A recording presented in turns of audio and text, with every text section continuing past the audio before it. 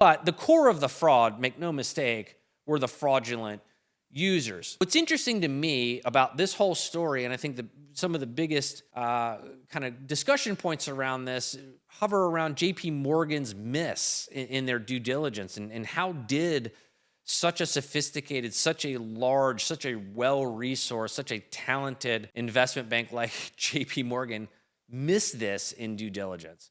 I think they were moving very fast. I mentioned a few minutes ago, they were on a buying spree. They were trying to find a lot of these fintechs to invest in a very short period of time, and they were trying to get these deals done. Early stage deals like this, they do move pretty quickly, because this is going to sound kind of bad or maybe surprise some people, but $175 million for a bank with the assets of a JP Morgan is kind of a rounding error. It's actually not that big a deal.